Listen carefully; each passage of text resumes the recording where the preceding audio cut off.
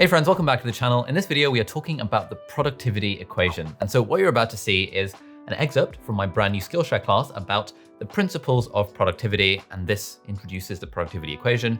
If you like it, you want to watch the rest of the class, there'll be a link in the video description. You can sign up to a free 2-month trial of Skillshare and you can watch my productivity class. We've got another one coming like next month and then another one coming the month after. And I've got loads of stuff on Skillshare, so you can check it out. Link in the video description. But now, enough of the plug. Here is the productivity equation. I hope you enjoy it. Let's just dive into it. And let's start off with the productivity equation. And this basically informs how I think about productivity and what the different areas of productivity that we can target with targeted interventions, what those different areas are. So what does productivity actually mean? Well, back in the day, in the whole industrial revolution, agriculture and all that kind of stuff, productivity was the amount of production per factory or per worker or for a given day. So there's something to do with the amount of production and something to do with per unit of something. These days, we don't really think of productivity as being per worker because it's usually personal productivity that we're talking about. Instead, we think of productivity as being how much work we can get done in the smallest amount of time possible. And so those are the basic components of a productivity equation. In a way, productivity equals output divided by time. So the more output we can generate, the more productive we are. The less time that we can generate it in, the more productive we are. So those are two components of the productivity equation.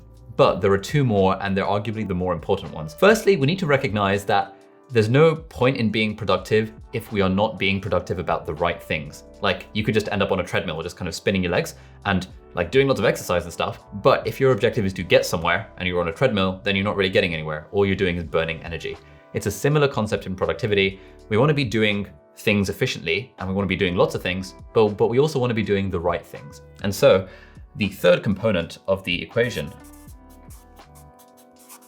useful. Productivity equals useful output over time. It recognizes that the output has to be useful in some way and kind of goes towards our long-term goals or our vision for life or whatever we want. But the point is we have to think about actually doing the right things. And the final aspect of the productivity equation, which is like I've never really seen talked about, is something I came up with a few days ago, which I'm very proud of. F. F is a constant that is applied to the entire equation of productivity, and F is the fun factor.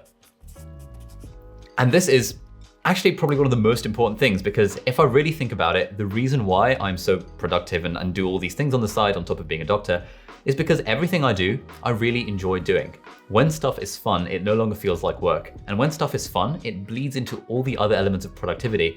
It means that we don't have to worry about motivation, consistency, willpower, discipline, all that kind of stuff, because it's fun. Like we don't need motivation to watch Netflix or, hang out with our friends because it's fun. Equally, if we can make the useful output, if we can make the efficiency, if we can make our productive tasks enjoyable, it just supercharges absolutely everything. And so these four aspects of the equation are the things that we can target with interventions. And we're going to be coming back to this equation as we go throughout this class. And while we're here, there's another concept that I want to bring forward. And that's another kind of mental model for thinking about productivity. And the reason we're thinking about productivity to begin with is because, yes, it's all very fun and nice going after, this productivity app will change your life. But actually, it's a lot more about the habit formation. It's about how we are being productive rather than what we are using to be productive. And we'll talk more about apps and stuff in this class and in a future class dedicated just to productivity apps because everyone loves that kind of stuff. I'm a huge productivity app nerd, but actually the mental model is even more important. And the mental model for productivity is kind of threefold. And the analogy that I use to describe this, that my brother helped me come up with, is the pilot and the plane. So imagine we've got a pilot. The pilot's job is to set the course of the plane, to kind of pilot the plane, to kind of figure out what direction the plane is heading in. And then we've got the plane. And the plane's job is to be an airplane, to kind of follow the course, not deviate too much, to be able to take off efficiently, to be able to land properly, safely without killing anyone, and to be able to kind of follow the directions of the pilot without deviation. And hopefully you might be able to see where we're going with this analogy. Because the plane is us most of the time. I would say that maybe about probably 80% of our time should be in plane mode, where we are just following the instructions that the pilot has set. And maybe about 10% of our time should be in pilot mode, maybe even 15% of our time in pilot mode, which is those small moments in the day when we have clarity about what our vision, what our purpose is, what we want to be doing for the day. For me, that's usually first thing in the morning. I do my morning dump, which is what I call when I get my notebook out and just write down all the things I have to do for the day.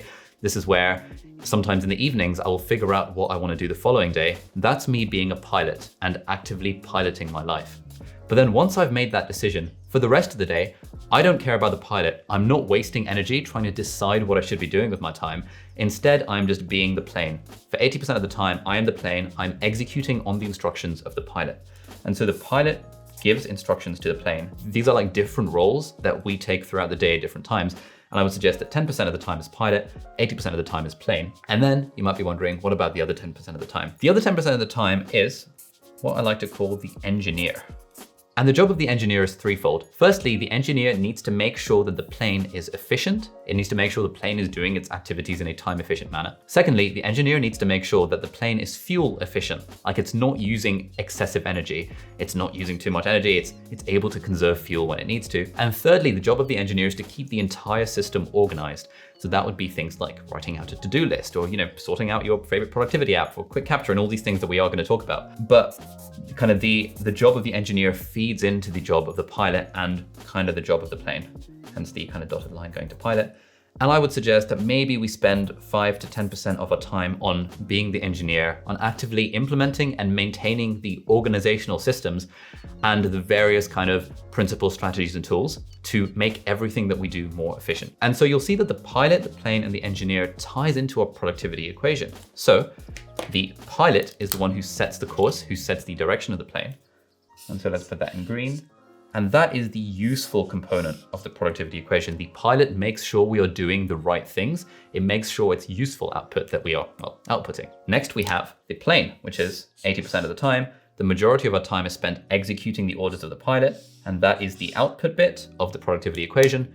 And finally, we have the engineer. The engineer's job is to make sure everything is efficient, organized, and fuel efficient. And that is the time component of the productivity equation.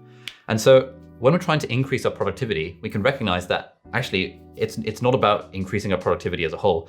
It's about recognizing, do we need to work on the piloting? Do we need to work on our plane? Or do we need to work as our engineer to improve those different abilities? And then where fun comes into it is that fun just sort of ties into absolutely everything. So if, as I said at the start, if we can enjoy what we're doing, then being a pilot is more fun, being an engineer is more fun, and being a plane is infinitely more fun because the work is enjoyable. It's not something that we have to kind of talk ourselves into doing. And so that is the productivity equation. And in the rest of this class, we're going to be talking about various principles. We've got the 3 myths, the 3 laws, and the 3 powers.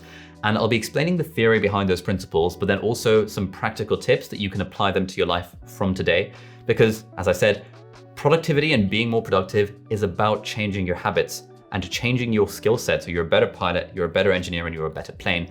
Plane probably being the most important because that's kind of most of the time that we spend in our lives. And then in future classes, we'll really be going deep into the woods of this whole pilot, plane, engineer stuff. And I'll be sharing all the advanced and intermediate strategies, principles, tools, and stuff to help us become better pilots, planes, and engineers. But for now, we're going to focus on the abstract, high-level principles and also some general practical, actionable advice about how we can apply them to our own lives. Okay, so that was one of the lessons in my, I think there are 14 videos or 13 videos in this particular Skillshare class about the principles of productivity. We've got the 3 laws, the 3 myths, and the 3 powers of productivity.